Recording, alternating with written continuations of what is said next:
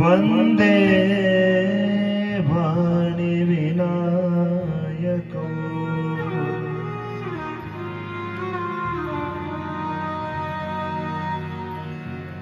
वन्दे बोधमयं नित्यं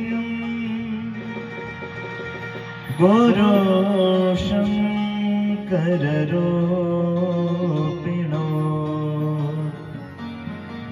यस्यागमृतं हन्ति विषं संसारसंज्ञकम्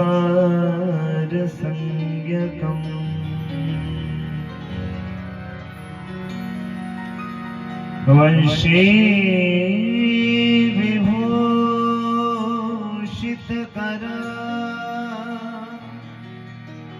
नवनीरदा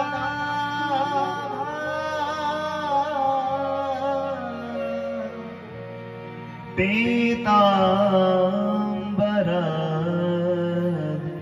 अरुणबिम्बफलाधरोष्ठा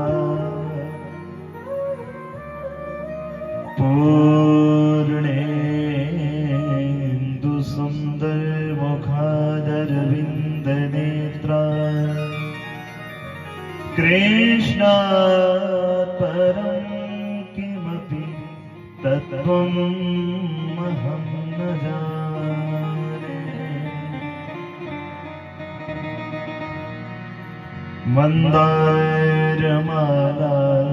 च कुलितालकायै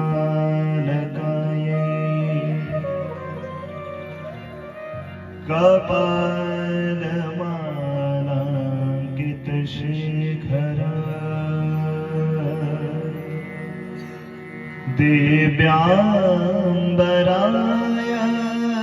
च दिगम्बराय नमः शिवाय च नमः शिवाय।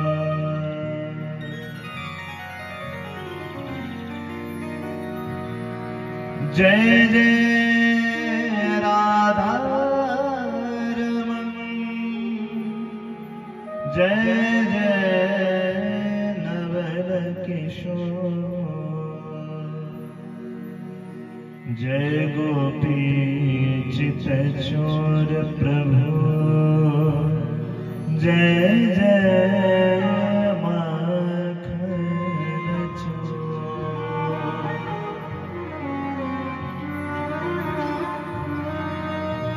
श्री राम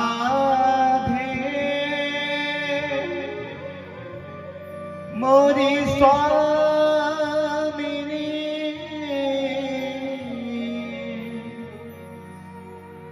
मैं राधे जो गोदा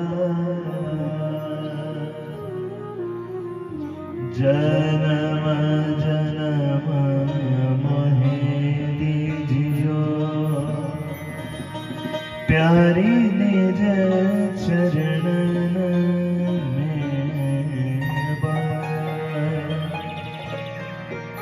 जन्म जन्म मोहे दीजियो प्यारे निज चरणन में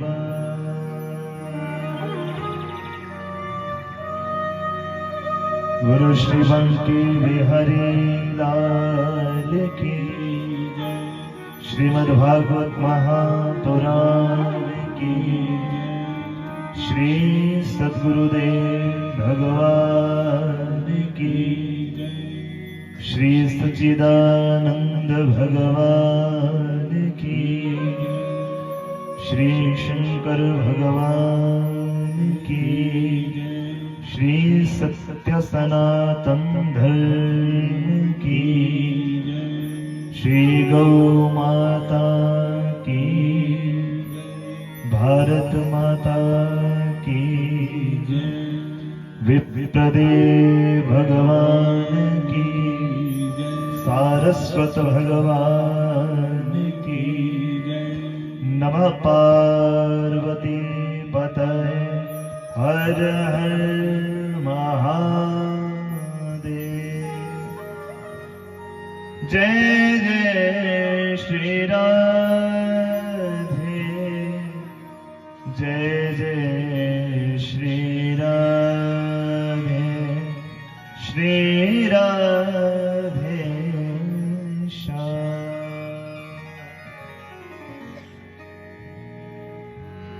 परात्पर अखिलेश्वर अकारण करुणा वरुणालय अखिल ब्रह्मांड नायक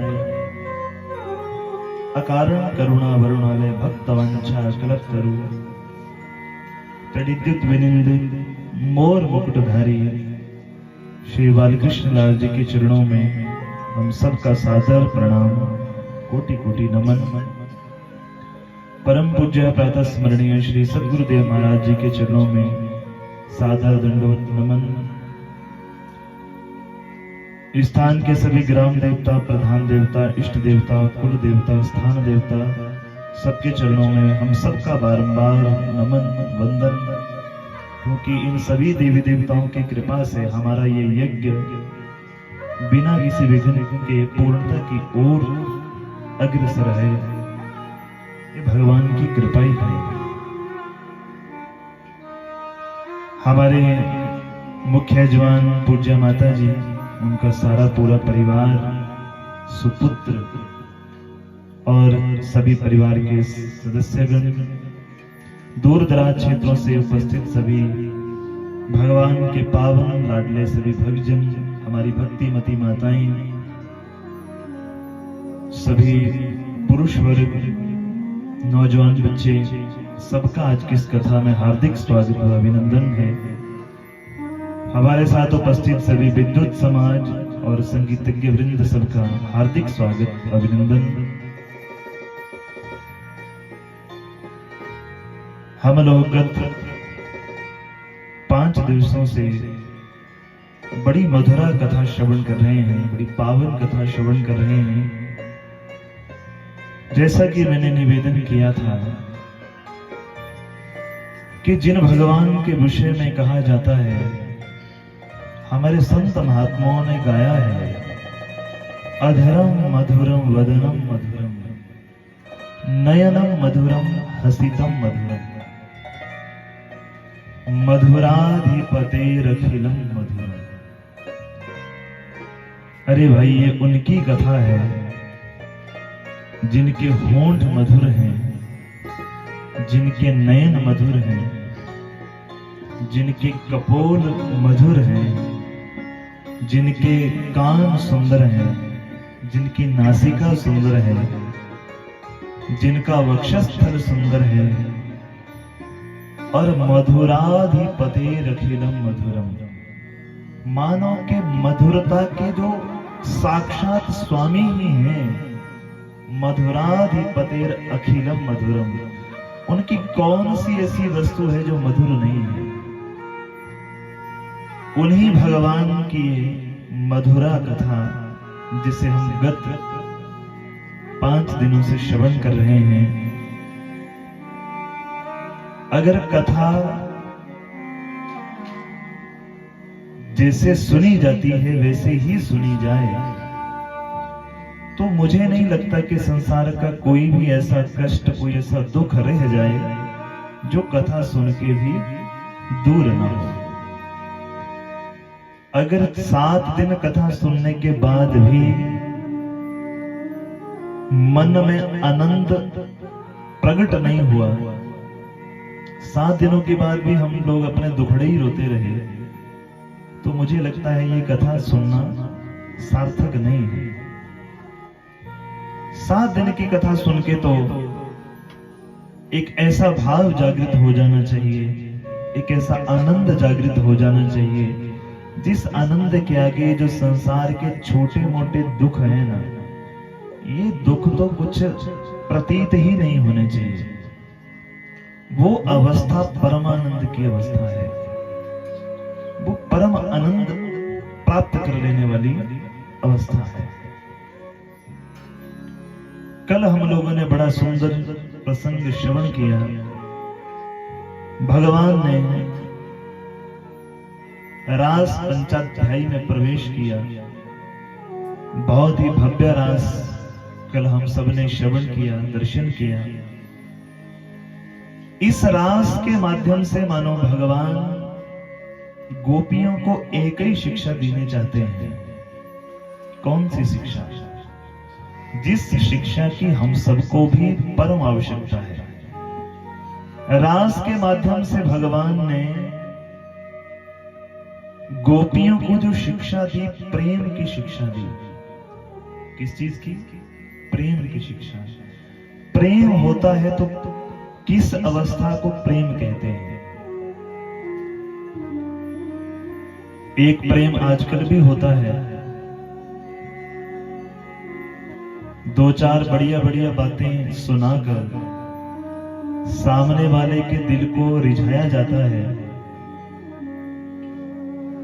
और एक समय ऐसा आता है कि वही हमारी बहनें, वही हमारी बच्चियां किसी ऐसे दुष्ट का शिकार हो जाती हैं जिनके कारण हमारी बहन बेटियों का जीवन बर्बाद हो जाता है।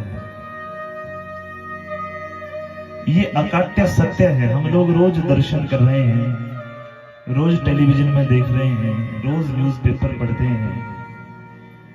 मैं निवेदन करूंगा अपने बहनों से, और हर जगह करता आ रहा हूं, हमारी बेटियों से, जो दुष्ट तुम्हें दो चार बातें कहकर अपने जाल में फंसाना चाहे ना, उनसे हमेशा बच के रहिए। और जीवन में यदि कभी प्रेम करने की इच्छा हो तो ये जो सामने बैठे हैं इनसे प्रेम करो। अगर संसार में कोई सच्चा प्रेम हमारे से करता है तो वो हमारे माता पिता हैं। माता पिता के अलावा संसार में सच्चा प्रेम कोई नहीं करता। वो सब ड्रामा है जो तुम्हें दो चार दिन के लिए सुनाया जा रहा है। हम लोग रोज न्यूज़पेपर पढ़ रहे हैं, रोज खबरें देखते हैं। आपने सुना होगा, पीछे एक न्यूज आई थी जिसमें हमारी ही एक बेटी के एक दुष्ट के द्वारा 36 टुकड़े किए गए थे। सुनने को बातें बड़ी बुरी लगती हैं, कहने को भी बुरी लगती हैं, पर आज ये हमारे समाज का सच है। इसलिए मैं हर जगह निवेदन करता हूं अपनी बहन बेटियों से, इन दुष्टों के चक्कर में आने से पहले ना 100 बार विचार करिए। माता पिता कभी भी अपने बच्चों के लिए गलत नहीं करते हैं, और आपको यदि ऐसा लग रहा हो कि हमारे माता पिता ने जो किया वो हमारे लिए उचित नहीं है, तो अपने विवेक से, अपने बुद्धिबल से परीक्षण करिए। जहां पे भी जो वर आपके लिए माता पिता ने ढूंढा है, आपको भगवान ने विवेक दिया है, बुद्धि बल दिया है, उसे परीक्षण करिए। क्या उसकी विचारधारा आपसे मिलती है कि नहीं मिलती है?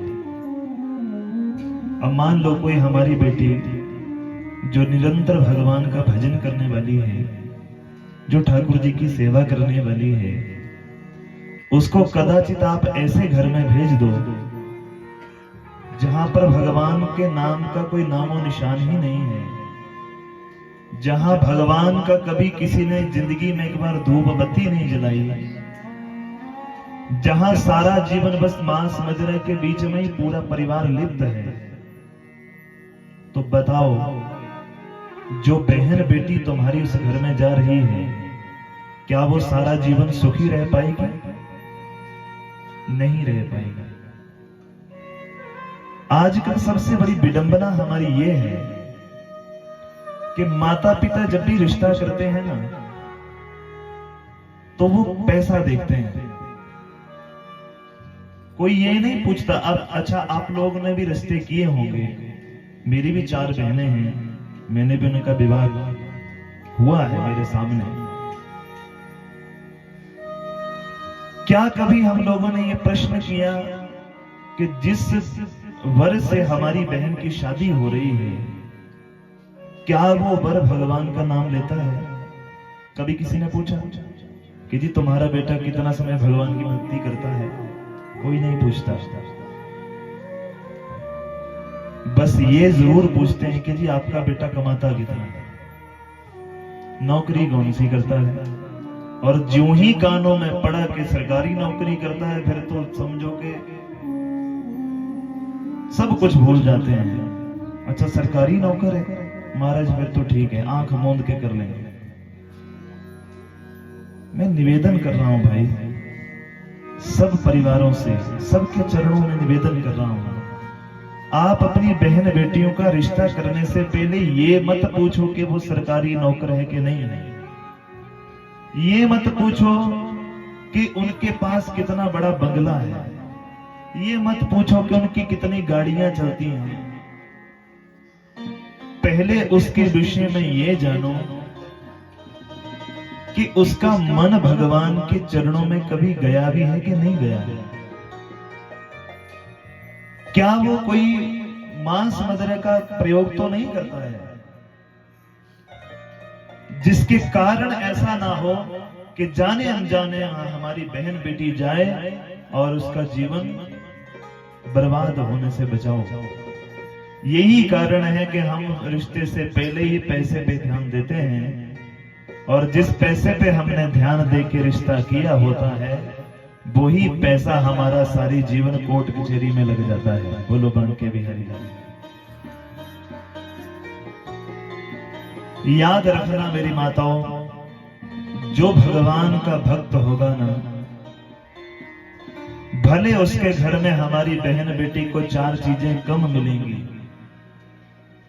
भले ही उसके घर में हमारी बहन बेटी को हो सकता है बड़े महंगा लहंगा ना मिले, हमारी बहन बेटी को बड़ी महंगी साड़ी ना मिले, हो सकता है कि उसे हर महीने नया सूट ना मिले, हो सकता है उसे 10 गहनों की जगह एक ही गहना पहनाया जाए, पर ये 100% श्योर है कि उस घर में उस बेटी को सुख जरूर मिलेगा। बोलो बांके बिहारी लाल। बस यही प्रेम की शिक्षा तो बिहारी जी ने दी हमें। प्रेम कहते किसे हैं भाई? ये जो आजकल दुनिया में जिसे दुनिया प्रेम कहती है, वो प्रेम नहीं है, वो तो हमारी वासना है। 2-4 बार मिलके वासना खत्म हो जाती है और प्रेम धरा का धरा रह जाता है। प्रेम तो वो है जो बांके बिहारी से एक बार हो जाए, जो इनसे एक बार हो जाए ना, तो रात को सोती बार भी चिंता होती है कि हम तो सो गए हैं, पता नहीं उनको सुलाया है कि नहीं सुलाया है। हमने तो खा लिया है, पता नहीं उनको खिलाया है कि नहीं खिलाया है। हम तो सुबह बढ़िया स्नान कर गए, पता नहीं मेरे ठाकुर जी को स्नान करवाया है कि नहीं करवाया है। हम लोग तो बढ़िया गर्म पानी से नहाते हैं, कहीं घर में ठाकुर जी को ठंडे पानी से तो नहीं नहाया जा रहा है। ये प्रेम है भाई। भगवान ने कहा गोपियों, प्रेम करने वाले के 3 प्रकार होते हैं। अब सुनिए ध्यान से, 3 प्रकार के लोग होते हैं प्रेम करने वाले। पहला प्रकार वो है जिसमें यदि कोई सामने वाला प्रेम करे तो हम लोग उससे ही प्रेम करते हैं। हम एक कैटेगरी ये है कि हम उससे ही प्रेम करते हैं जो हमसे प्रेम करता है, बाकियों से नहीं करते हैं। दूसरा प्रकार है कि हम किसी से भी प्रेम नहीं करते हैं, चाहे कोई हमसे प्रेम करे चाहे ना करे, हमें कोई मतलब नहीं। ये दूसरा प्रकार है। और तीसरा प्रकार है प्रेम का कि यदि कोई हमसे प्रेम करे चाहे ना करे, पर जो भी हमें दिखेगा हम सबसे ही प्रेम करेंगे। प्रेम का मतलब हमें जो भी मिलेगा हम सबसे प्रेम से ही बात करेंगे।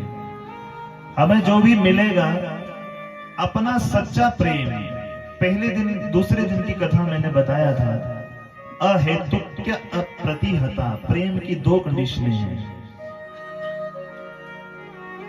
एक प्रेम वो है, पहली शर्त प्रेम में होती है अहेतुक प्रेम, जिसमें हमें सामने वाले से कोई इच्छा नहीं है, हम उससे प्रेम किसी मतलब के कारण नहीं कर रहे हैं, बिना इच्छा के प्रेम करते हैं। और दूसरी जो कंडीशन है वो है अप्रतिहता, मतलब हमारे प्रेम में कपट नहीं होना चाहिए। आजकल का जो प्रेम है ना, वो हेतुक प्रेम भी है और वहां पे अप्रतिहता की कंडीशन भी नहीं है। सबको मतलब भी होता है और हमारे प्रेम में कपट भी होता है।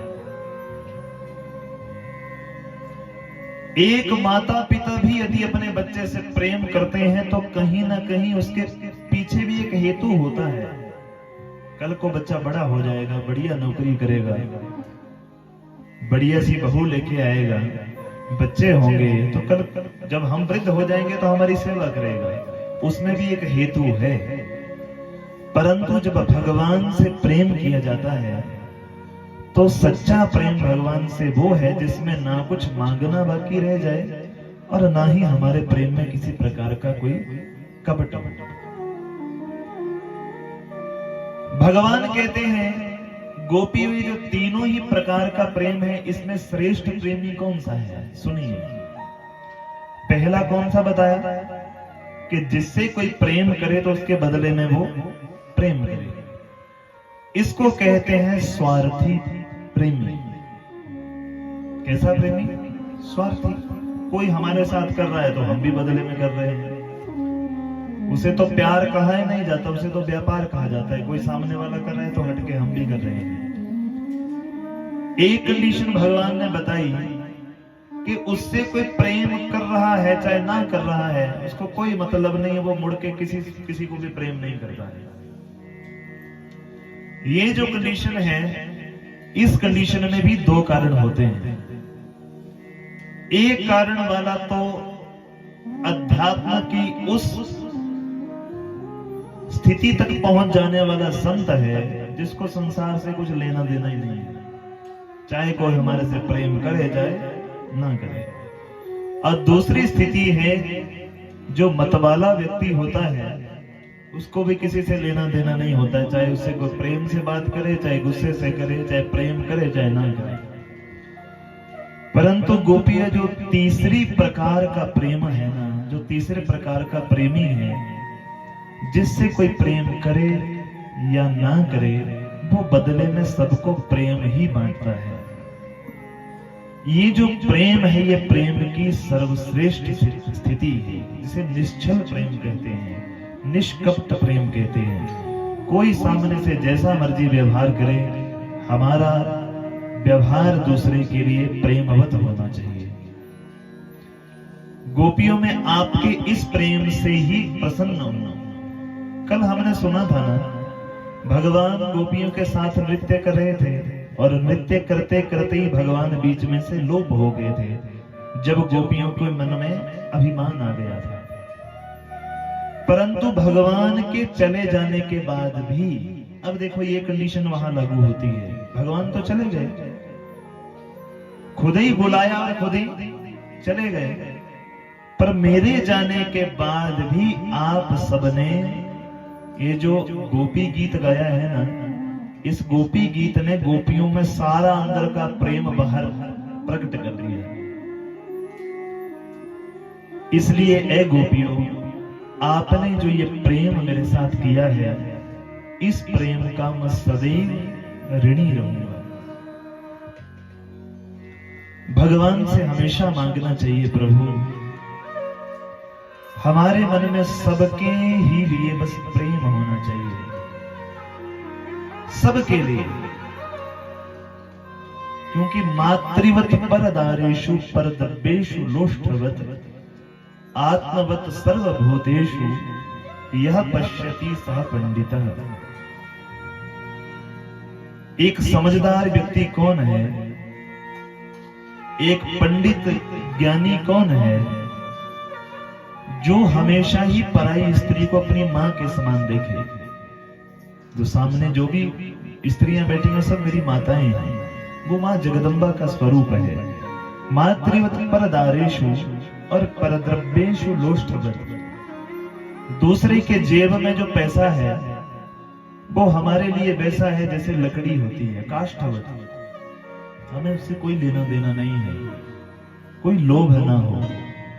और तीसरी स्थिति है आत्मवत सर्वभूतेषु, जैसा मैं हूं वैसे ही आप सारे हैं।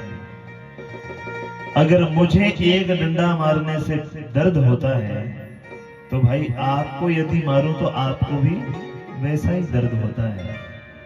सोचो यदि संसार में सबकी भावना ये हो जाए तो ये जो बिना मतलब की लड़ाई है ना एक दूसरे से, ये सारी लड़ाई खत्म हो जाए। आत्मवत सर्वभूतेषु, अपने समान ही प्रत्येक प्राणी को समझना, यही एक भगवान के भक्त का लक्षण है। एक गोपी कहती है कन्हैया से,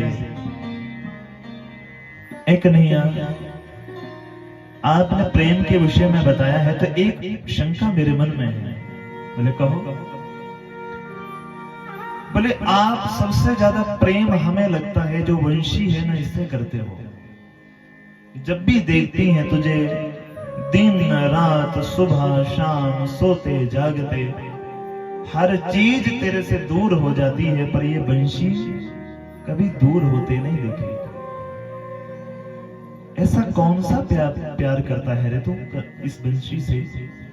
और यदि तो सबसे ज्यादा प्रेम इस वंशी से करता है तो इस वंशी ने ऐसा कौन सा कर्म कर दिया है भाई कि तुझे दिन रात अपनी वंशी के अलावा चैन ही नहीं आता? भगवान ने बड़ा सुंदर उत्तर दिया।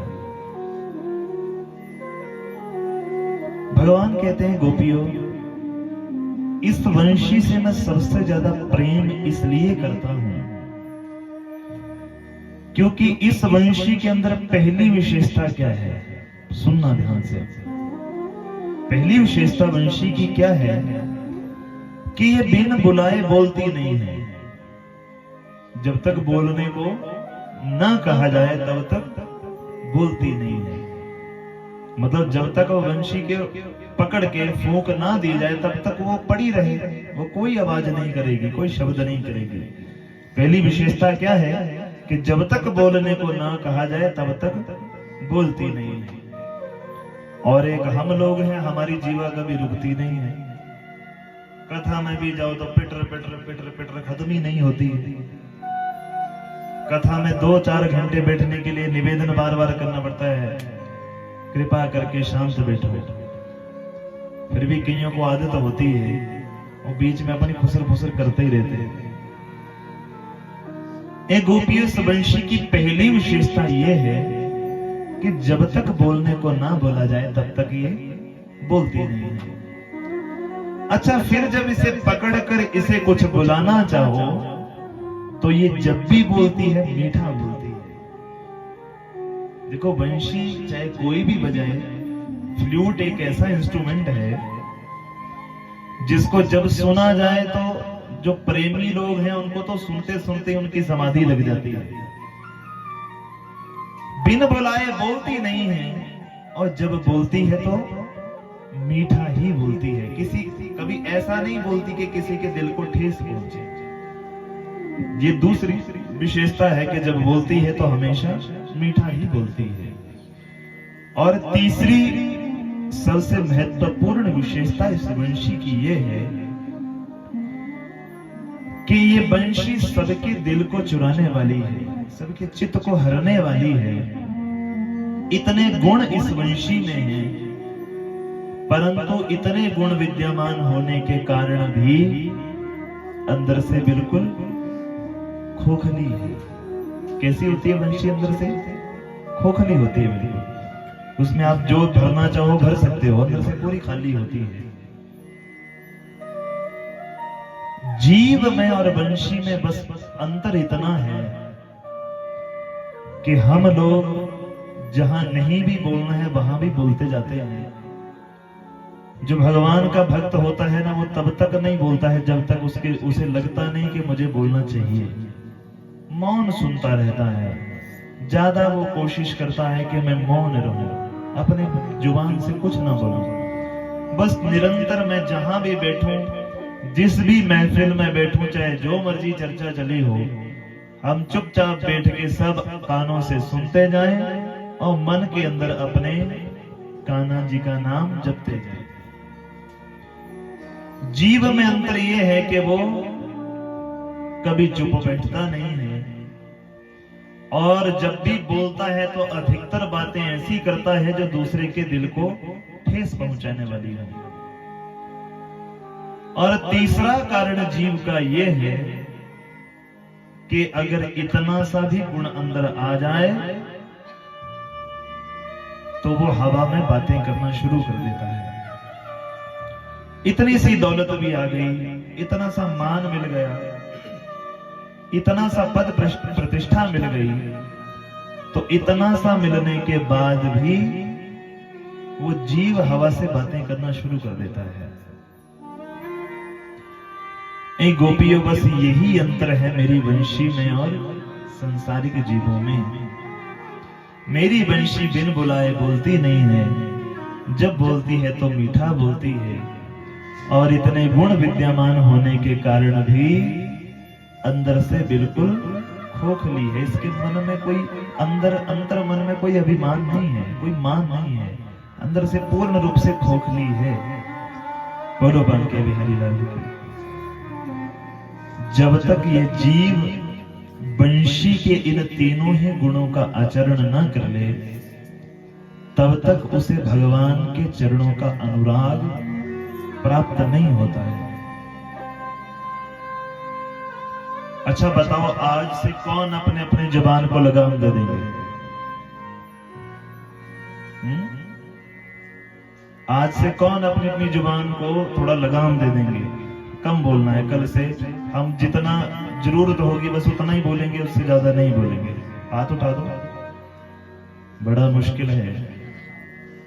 अभी भी सोच रहे हैं कि 2-4 लोग हाथ पकड़ के ही उठा देते तो अच्छा था। मेरी माताओं, मैं पहले दिन से बस एक ही बात कहता आ रहा हूं, पूरी कथा याद रहे भले ना रहे, पर 7 दिनों में 7 बदलाव तो हमारे अंदर होने ही चाहिए। मत बोलिए। ज्यादा जो झंझट है ना दुनिया में, वो बोलने से ही है। जितना झगड़ा होता है वो बोलने के कारण ही होता है।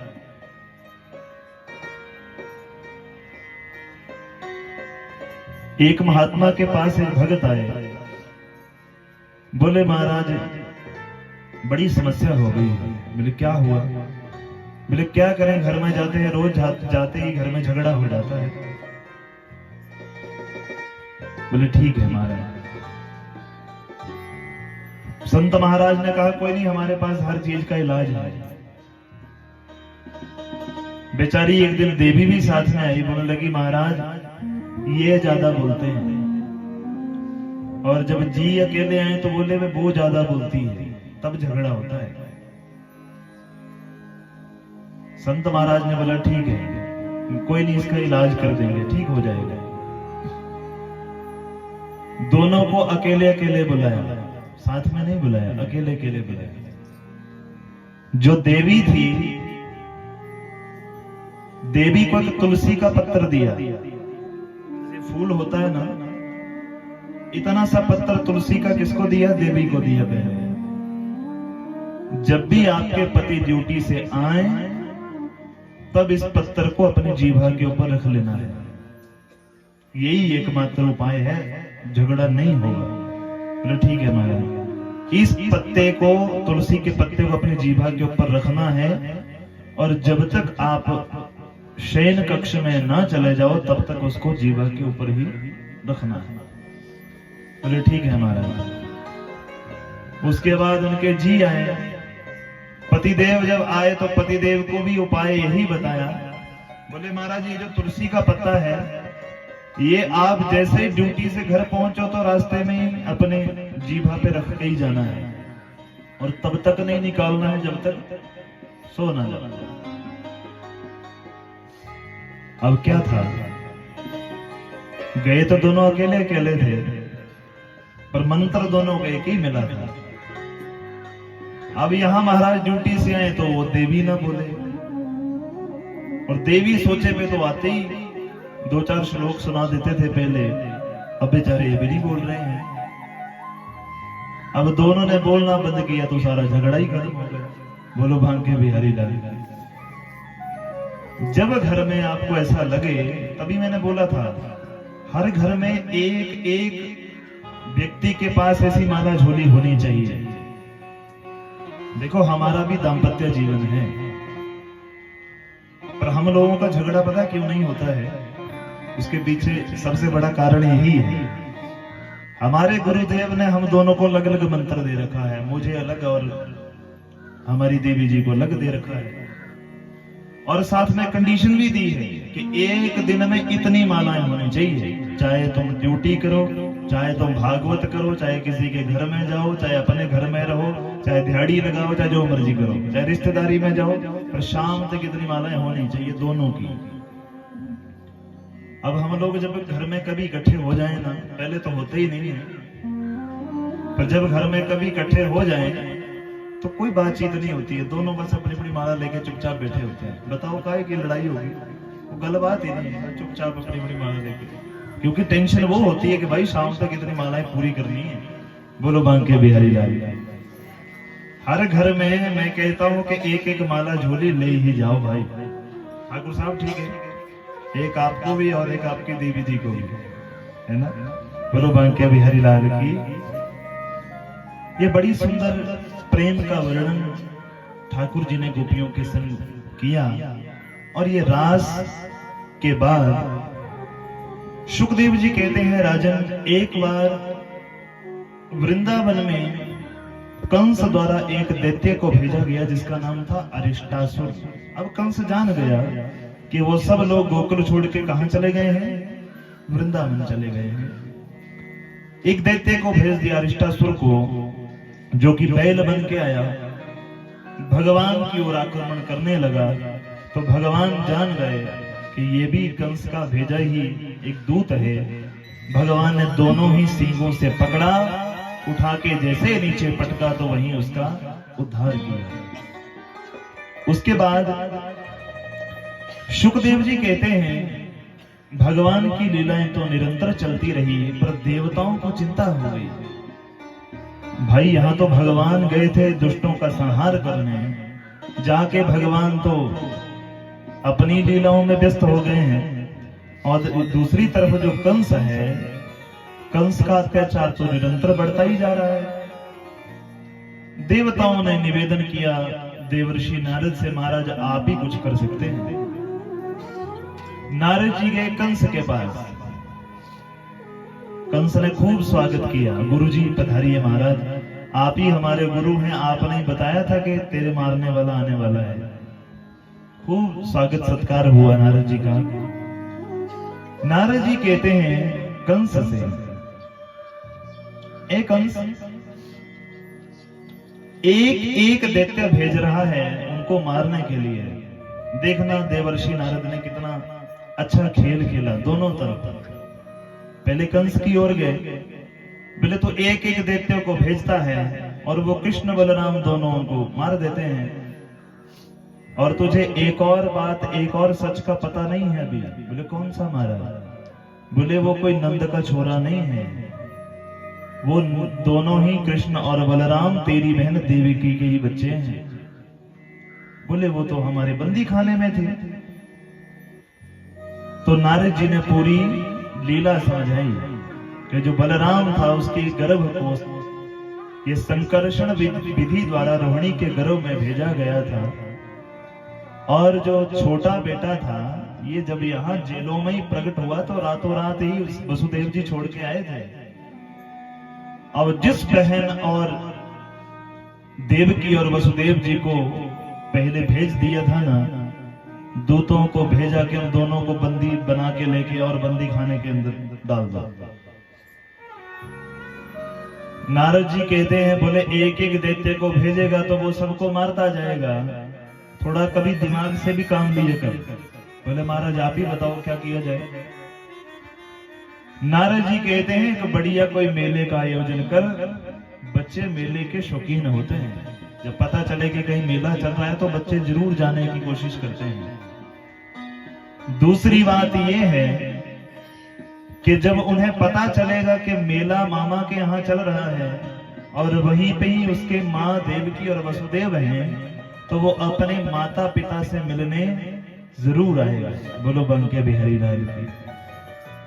कंस कहता है, हाँ महाराज, आपने तो बड़ी अच्छी बात बताई, अपने दिमाग में तो आज तक ये बात ही नहीं आई। बोले ठीक है महाराज, जैसे आपने आदेश किया है मैं वैसा ही करूंगा। यहां कंस को भड़का के चले गए नारद जी, दूसरी ओर कन्हैया के पास चले गए।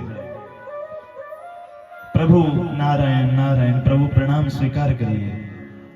भगवान कहते हैं, अहो देवर्षि नारद, आइए, कैसे आना होगा?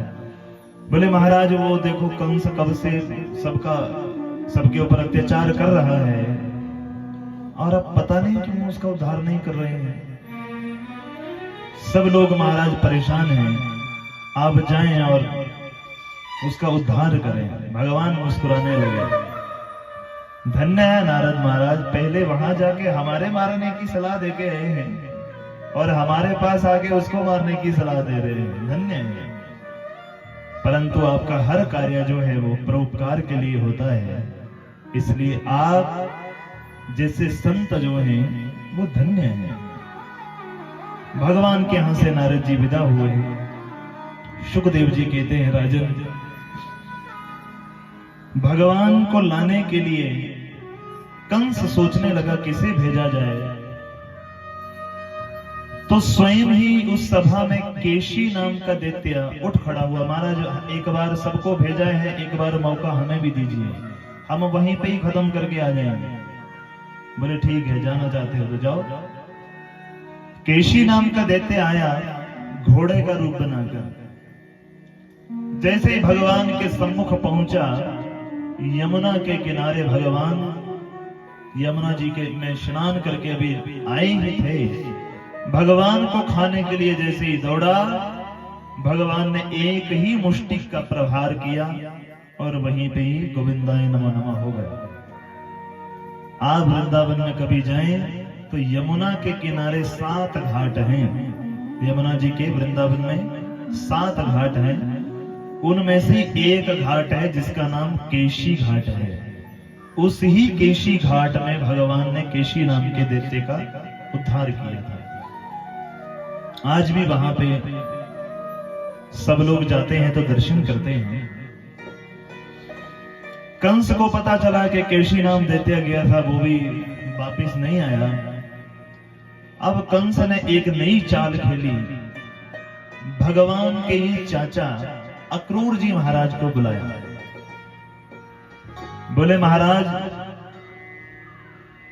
आप जाएं और कृष्ण बलराम को आपने लेके आना है, क्योंकि मैं एक बहुत बड़े मेले का आयोजन कर रहा हूं, तो उस मेले में आपने कृष्ण और बलराम दोनों ही बच्चों को लेके आना है।